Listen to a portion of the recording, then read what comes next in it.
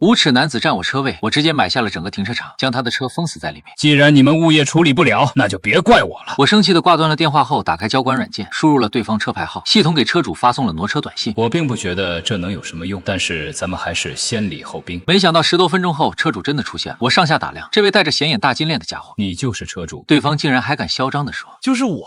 你想怎么样？我特地下来就是要告诉你，这个车位现在是我的了。我在小区茶馆打麻将，就是不挪车，你能把我怎么样？我就是来告诉你，我就喜欢这样。你能拿我怎么办？有本事你就把我杀了！”真是嚣张到了极点，但我还是压制住了怒火，告诉他：“你说的没错，我确实不可能杀了你，但是你以为这样我就没办法了吗？”哈哈哈，老子打麻将去了，等着看你这个小瘪三能有什么办法！看着他离去的背影，我冷笑一声：“这是你自找的，一会可别后悔。”随后我直奔售楼部，一口气买下了整个停车场的140个车位，然后我上网订购了一套高科技的智能停车场管理系统。做好了前期准备后，我带着一个大箱子来到了物业，找到了物业经理。物业经理一见我，立刻陪着笑脸说：“云涛先生，关于车位的事情，我们真的很抱歉，我们正在想办法解决，请再给我们一点时间，我们一定能处理好。今天来不是为了这个。”然后我把箱子里140份车位产权证一股脑倒在了地上。我接着说：“孙经理，现在整个地下一层的车位我全买了，既然是我的，我做一些改动应该没问题吧？我来就是为了通知你们一声。”物业经理看到我这一箱子的产权证，被惊得目瞪口呆。你把所有车位都买下来了？当然。可以。得到物业的同意后，我转身准备安装闸门，而物业经理则给他小舅子打电话：“我叫你祖宗行了吧？你快把车挪走！毕云涛已经把整个地下一层都买下来了，就是为了对付你。”他小舅子听了根本不相信，还嘲笑说：“姐夫，你脑子进水了吗？他怎么可能因为一个车位把整个地下一层的车位都买下来？如果他真的买了，那好啊，这么多车位他自己也用不完，给我一个又怎么了？”物业经理听后无言以对，他小舅子继续说：“姐夫，不跟你扯了，我今天输了3000，得专心赢回来。”说完就挂了电话。孙经理无奈，只能给老婆打电话。事情要闹大了，你去劝劝你弟弟。结果他老婆反而数落他：“不就是一个车位吗？你一个物业经理，连这点小事都解决不了。”与此同时，我已经带着师傅来到了车库出口。师傅，请你务必以最快速度完成工作，我会给你们双倍工钱。在金钱的诱惑下，很快就完成了安装。这套高科技的智能停车场管理系统非常坚固，不仅有人脸和车牌识别功能，还有360度无死角的监控。一切搞定后，就回家继续刷抖音去了。那边金链哥打了一天的麻将，这回准备带着马友出去吃烧烤。路上马友提醒他：“我听说你占了毕云涛的车位，这个人不好惹，你不担心吗？”我担心什么？他敢杀我吗？我今天特地下去指着他的鼻子骂了他一顿，他又能把我怎么样？他的车位我占了这么久，不是也没事吗？他越说越得意，有个马友听不下去了：“小心他把你的车砸了。”那感情好，让他给我换辆新的。你这是没常识。按照法律规定，就算我占了他的车位，甚至撞死了他父母，他敢砸我的车，那也是要赔偿的。这叫一码归一码。可当他们来到车库门口时，彻底懵逼了。这是什么情况？这个玩意儿是什么时候装上的？卧槽，看起来很牛逼啊！人脸识别，马友都震惊了，唯独金链哥愣了一下后，完全不屑一顾。牛逼什么牛逼？这种垃圾玩意儿有什么用？他说着，双手一撑，一个颇为潇洒帅气的姿势跳了过去，然后回头道：“看到没有？这就是唬人的东西，这东西就是防君子不防小人。”确实很容易跳过去，不过人可以跳，车还能跳不成。这家伙取了车，得意洋洋地带着马友来到出口的时候，就彻底傻眼了。不管他怎么按喇叭，闸门一点反应都没有。这又是什么情况？金链哥也不算太傻，顿时就明白了，肯定是那个毕云涛干的。他以为这样老子就没有办法了吗？车开到了停车场门口，结果却是出不去，让他感觉非常的窝火。他直接掏出了手机，拨通孙经理的电话：“姐夫，我的车被堵在停车场出不来了，你赶紧过来看。”听到他的声音，孙经理就感觉一阵心累。现在我还能看什么？有什么事情明天再说。这位小舅子对此非常不满。我现在就需要用车带朋友要去吃烧烤呢，你们地下停车场让人撞了栅栏堵上了，你作为物业经理不闻不问，现在连我的车都被堵在里面了，你还让我明天说？孙经理更不满，直接怒道：“我有没有提醒过你来挪车？现在整个一层都是人家的，人家乐意装什么就装什么，我管得着吗？就算是等到明天，为了你这破事，我也得去求人，而且不知道人家会不会答应。”孙经理很清楚自己小舅子这件事情，如果处理不好，老婆那边没法交代。刚回到家，他老婆果然就走过来：“我弟弟的车被人堵上了，让你看你就过去看看呗。他可是你的小舅子，是我的亲弟弟，你怎么能向着外人？”孙经理一听到老婆碎碎念，就更是窝火。每次小舅子有个什么事情都是这样，可他也实在没辙。我也控制不了人家那系统，就算我去看了又能怎么样？孙经理心里窝火，没地方撒，却也只能拿起手机拨通了我的电话。孙经理有何贵干啊？云涛先生，不好意思，这么晚还给你打电话，真的很抱歉。事情是这样，我跟那位车主又进行了一次沟通，终于让他知道错了，他已经承诺以后再也不会占用你的车位，现在就要把车开走，可你装了栅栏，所以他出不去，麻烦你通融一下。他这话说完，就迎来了边上老婆的一连串白眼。没出息大男人跟人说话低三下四的，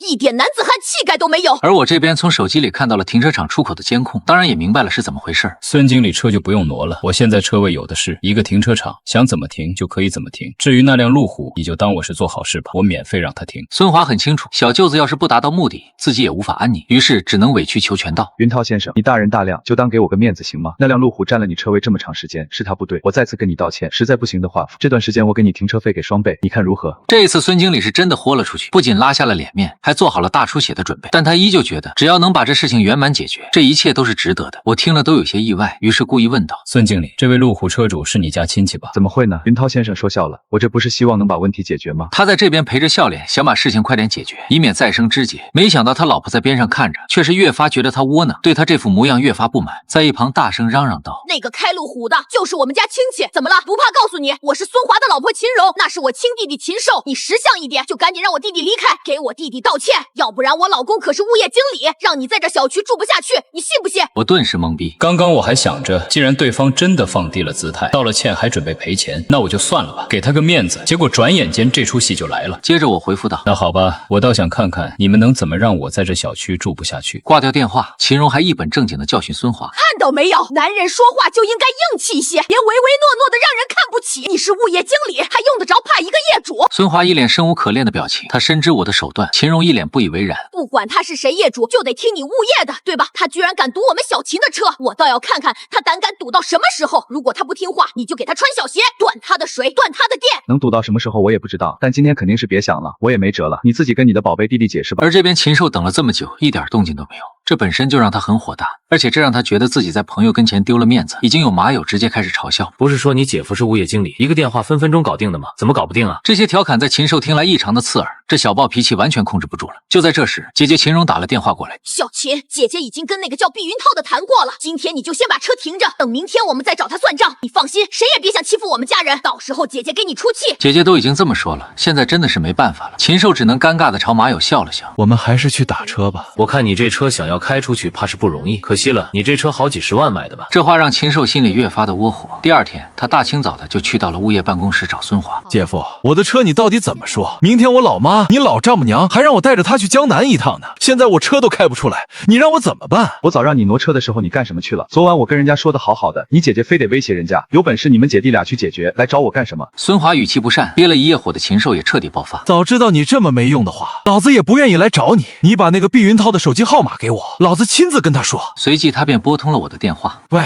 毕云涛是吧？老子就是占你车位的那个男人。你有什么事情吗？禽兽早已经怒不可遏：你有本事堵我的车，你有本事下来啊！行，我下来。别说我还真的有这个本事。我来到车库，发现现场物业经理以及禽兽姐弟都在。我学着禽兽昨天跟我说话的语气：你就是禽兽是吧？路虎的车主是吧？我这次来就是专门来告诉你，你的车就是被我堵住的。我还告诉你，我就在家里睡觉呢，我就是不放你出去。你能拿我怎么着？我就恶意堵着让你出不去，你还能杀了我呀？禽兽气得要疯了，于是红着脸怒道：毕云涛，你别太嚣张，你以为这样我就没办法了吗？回家睡觉去了，等着看你有什么办法。说完，我转身就要走，禽兽姐姐气势汹汹地吼道：你不准走，识相的赶紧让我们家车离开。我没理他，而是直接跟孙华说道：孙经理，这一层都是我的，是我的私人地方吧？这些闲杂人等是怎么跑到我的停车场来的？明明我装了道闸，不允许闲杂人等进入的，不会是小偷吧？你们物业不管的话，我可就要报警了。孙华一听顿时慌了神，他赶紧赔礼道歉：不至于不至于，真的不至于，我们没有跟你打招呼就跑进来，是我们不对，我跟你道歉，真的很对不起，也请你给我和物业一个面子，体谅体谅他们，他们其实也没什么恶意，真的就是心急了一点而已。自家老婆和小舅子不愧都是一个妈生的，成事不足败事有余。孙华只能自己站出来跟我谈条件：云涛先生，你说条件吧，私占你的车位是他不对，我替他再次向你道歉，要怎么样你才愿意放他离开？有什么要求你尽管提。孙华这话一出，我还没来得及说什么呢，他老婆秦荣不乐意了，扯着嗓子就嚷嚷道：孙华，你这说的是什么话？什么叫有什么要求尽管提？他要是要我，你也给他，不就是占了几天车位吗？你难道连我都要送出去？看到这么个泼妇，我也是一阵无语，连忙说道：不至于，不至于，真的不至于，我口味真没这么重，你尽管放心，我的要求很简单，我不要你们的人，也不要你们的钱，你占了我车位多长时间，那就把这个时间乘以10之后来取车，这叫10倍奉还。禽兽一听，脸色变得非常难看，这对他来说当然是不可接受的，就连孙华也跟着劝：云涛先生，那这也太长了，能不能再给我个面子，咱们再再商量商量怎么样？孙经理，我已经很给你面子了，你觉得这时间很长？那我这么问，为什么这时间会很长？如果禽兽只是占了我的车位1天，那乘以10也就只是10天，所以时间长也是他罪有应得。云涛先生，我知道这段时间给你造成了极大不便，可是这段时间他也急着用车，要不然我们还是用钱解决，怎么样？你说一个数，我们好说好商量。孙经理，你觉得我差你这点钱？我这句话问的他顿时哑口无言。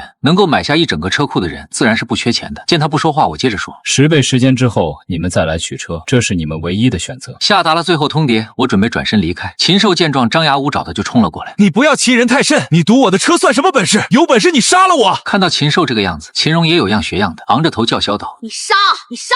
你今天要是不敢把我们杀了，你就是怂包！不敢就赶紧让我们家车出去！神经病！你要是再这样，我不敢保证不会报警。孙华见状，连忙打圆场。云涛先生，你息怒就是一点小矛盾，不值当叫警察谈事情吗？这次谈不成，我们下次再接着谈，总会有个结果的，对不对？这话说的确实很有道理，不过我却是摇了摇头。结果已经出来了，已经没有必要再谈了。说完，我转身离开。秦荣看到我就这么离开，一肚子火。你就是个废物，还好意思说自己是物业经理？我姐弟被人欺负，你除了低声下气的求人，还会做什么？我他妈这是为了谁？这事情本来我能解决，还不是你们把事情给搞砸的？你们要是有本事自己去解决事情，姐弟2个屁事都做不好，整天就指望着我，到头来还有脸说我废物。见孙华居然还敢跟自己针锋相对，秦荣更是越发的无理取闹，哭嚎道：你居然敢吼我！你长能耐了是不是？居然为了一个欺负我的外人吼我！姐没事，他靠不住没关系，他没有办法，我有，就这么几根破铁桩，他还能拦得住我？老子找人给他砸了！毕云涛，你以为你装个破闸门，老子的车就开不出去了吗？老子现在就一脚油门就把他给撞开！还没等我来得及说什么，禽兽一脚油门就把闸门撞开，随即他下车朝我一脸不屑地说道。看着他那么嚣张的表情，我则是一脸淡定。看到没有，毕云涛，你装的这个破闸门有什么屁用？还不是老子一脚油门的事情吗？一会当你得知自家房子卖了都不够赔偿的时候，不知道你还笑不笑得出来。孙华从地下车库冲了出来，他再三劝阻，这姐弟俩居然还是擅自干出了这样的事情。你们脑子是被驴给踢了吗？我之前是怎么跟你们俩说的？你俩闯祸了知道吗？自己怂还不愿意我们自己解决呀？你怕那小子，老子可不怕那小子。给我姐面子，我叫你一声姐夫，不给你面子，你什么都不是。就你这么怂包，把我和我姐的脸都给丢尽了。怒喷了孙华一顿，禽兽豪气地说道：怕什么？一个破闸门能值多少钱？这事情是我们姐弟俩干的，所有的赔偿我们姐弟俩承担，跟你没关系。听到这话，我笑着说道：说得好，说得太棒了，是个爷们。听到我的赞美，禽兽也是颇为满意。说嘛，你这个破闸门多少钱？老子现在就赔给你。说出来怕吓到你，还是等警察过来咱们再说吧。孙华知道故意损坏他人财物是要踩缝纫机的，自然是想把事情和平解决。云涛先生，这都是他们2个一时冲动，你可千万不要报警，不管你有多大的怨气，我求求你不要报警，我们私底下解决行吗？看到他这个样子，秦荣就非常不爽地说道：孙华，你真给我丢人！你撒泡尿照照镜子，看看自己现在是什么德行！孙华深知我的雷霆手段，他反手就给了自己老婆一巴掌。你个无知妇女，你懂什么？你是不是想进去踩缝纫机？秦荣怎么也没想到自己老公居然会跟他动手，顿时人都傻了。小舅子看到自己姐姐被打，冲孙华吼道：孙华，你他妈的居然敢打我姐！你敢欺负我们秦家人！嘿嘿，这里没你说话的份哟。这气势禽兽还从来没见过，顿时就被吓呆在了原地。随即我便掏出手机报了警，因为挨了一巴掌而老实了好半晌的秦荣，这时候又嚷嚷了起来：报警就报警，怕你呢！你们堵住了我们家车不让走还有理了，我就不信警察叔叔还能不讲理！没过多久，警察同志来到了现场。请问这里发生了什么？我指着已经被完全破坏的栅栏说道：警察同志，你看他们把我的栅栏给撞坏了，现场十分清晰，作案人员和工具还全部都在，案子一点都不复杂。警察却说道：云涛先生，这属于公共区域，你怎么能在这里设下？警察同志，这里我已经买下来了，是属于我私人的。不信你问孙经理，要不是我私人的，他们物业也不会允许我装这些东西。可结果我花大价钱买来的高科技智能管理系统，这才装上去就被恶意破坏了。2位警察一听也是为之一振，这还有直接买个1层停车场的。随即警察看向3人：你们谁来说说这是怎么回事？禽兽很有担当的站了出来说道：是他先把我的车给堵在了里面的，他不让我出去，我还不能想办法自己出去吗？这位先生，既然这1层的停车场都是云涛先生的，那你的车为什么会停在他的停车场？禽兽支支吾吾的说道：事先停在他的车位，他才绕来绕去，有什么意思？确实就是我弟弟占了他的车位停了几天，然后他仗着自己有钱就整层买了下来，还故意针对我们，在路口装了这些东西不让我们家出去，所以我们就一脚油门把他给撞开了，就是这么回事。警察接着说道：那还是说说车位的事情吧。这时候我说道：警察同志，占车位这种小事现在已经不重要了，重要的是他们故意毁坏财物，把我花了300万买的高科技智能停车场管理系统弄废了，你看看300万就这么没了。一句300万，听到我这么说，秦荣、秦寿乃至孙华3个人都瞪大了眼睛。就这么一根栅栏，加上旁边一堆不知道干什么用的破玩意儿，就值300万。他们还没反应过来的时候，咔嚓2声，警察同志的手铐已经铐在了秦荣、秦寿姐弟手上。这下子他们彻底惊呆了，看着手腕上亮闪闪的手铐，秦寿、秦荣这2姐弟愣在原地，就像石化了似的。好半晌后才反应过来，顿时红着眼睛大声嚷嚷：“你们凭什么抓我？你们凭什么抓我？”孙华拍了秦荣一巴掌都没哭，这时候却眼泪哗哗的，止都止不住，委屈地说：“你们不能不讲道理吧？为什么抓我们？因为你们故意破坏他人财物，而且数额特别巨大。”秦荣懵啊，他到现在还没有意识到事情的严重性，怔怔地说道：“可是他先堵了我们家的车，不让我们出去的，我们这也是没办法。可是你们损坏了他价值300万的栅栏，就是一堆破铁桩而已，凭什么他说值300万就值300万？你们看看，所有东西都在这里呢，全部加起来给300块我都嫌多。依我看，就是那穷逼穷疯了，在这说胡话。看见我弟弟开的是豪车，就在这乱叫，想趁机讹诈我们。你们应该把那个歹毒的避孕套